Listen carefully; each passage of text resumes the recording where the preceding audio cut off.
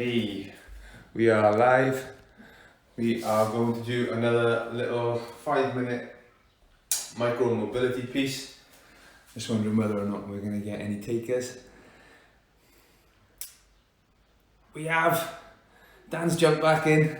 Nice, mate, good stuff. We're just going to do another little couple of minutes of some movement to break up your afternoon.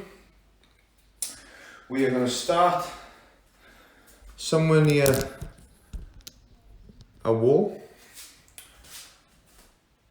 and you're going to take a half kneeling position with the outside leg furthest away from the wall, and that inside arm running up against the wall with the other hand flat. And what I want you to do from there is open as far as is comfortable and close back around.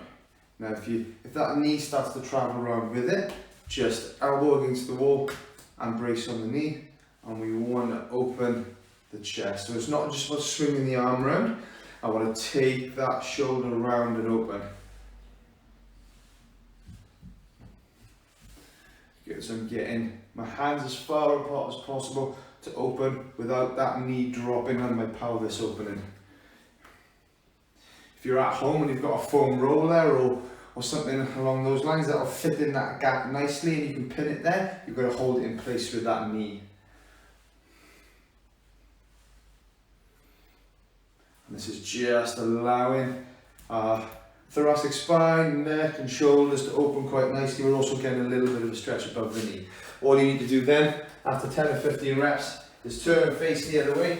Exactly the same sensation, exactly the same positioning. Okay, the outside foot is the one that's in that 90-degree position. The one nearest the wall, you're on the knee, and then the inside shoulder is flush against the wall, hands together, and we open. And you can see as I'm trying to open here, I'm trying to rotate around and show you my chest rather than just throwing my arm around. Okay, big opening.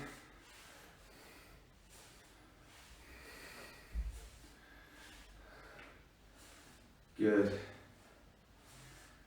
Good job, guys. So this covers off a lot. We're getting the hips and our shoulders and thoracic spine involved in that. Good, and once we're done, we're going to be using the desk if you've got it. So if you've got your chair or your workstation, you can either do this on the table, okay, with palms down on the table and your back nice and flat, or if you're doing it off your chair, you'll be down on your knees. All we need from here is palms flat, send your hips back like you're doing a child's pose, but because our shoulders are away from the floor, I can allow my body weight to drop and allow my chest to drop through towards the floor. And just take a few deep breaths in here. Breathing right down into your belly, guys. Okay, so allow your diaphragm and your stomach and your abdomen to relax and to expand as you breathe in. So your belly drops down towards the floor. You might even feel it kind of breathing into your pelvis. And as you exhale, you're almost trying to tighten your abdominals and press the shoulders through towards the floor. Good, relax that. Take another deep breath in. And as you exhale, draw the rib cage in and lower the shoulders through towards the floor. Good, and then come on to all fours. We've got one more for our thoracic spine, guys, okay? In that 4-point position, all we're going to do is fingertip on the temple, point the elbow underneath the body, and then turn and point it around to the ceiling. Keeping the hand, the supporting hand directly underneath the shoulder, okay? If you take it out in front a little bit more, we get more extension, which makes the rotation a little bit, you'll feel it a little bit more, be a bit more intense, you might get a bit more range in there. And again, I'm being prescriptive with the number of repetitions, just in terms of timing, but you can do this until you start to feel like the joints are being greased a little bit, okay? And then making sure that we're doing that on both sides.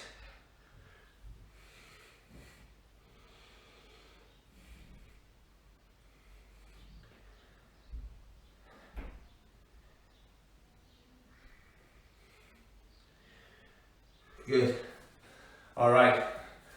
Down into the hips now. We're going to stay down on the floor because we're here, but we're going to open them out in a slightly different kind of direction. Okay, this morning was very much forwards and backwards. We're still going to have some of that in there, but from this 4-point position, all we're going to do now is take one foot directly out perpendicular to the body. Okay, so from my side on position, that leg is going out and straight, my toes are pointed straight forwards, and the leg is out completely straight.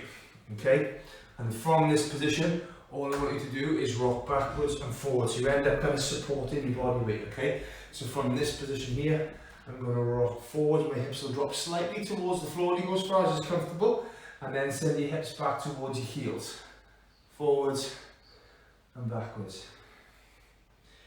And you feel this all up around your adductors. Depending on how your hips are tight, you might get it into the hip joint itself when you're rocking forwards and backwards. But what we're also getting here is a bit of an active press through my arms and shoulders, working a little bit of shoulder stability at that end point there so I don't drop and sag. And then once you've noticed that you've got some better movement through that, you do exactly the same thing, but on the other side.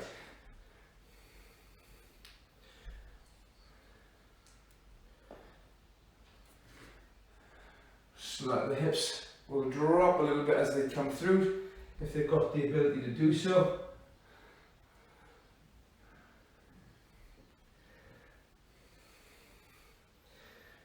Good. Fantastic. Awesome, guys.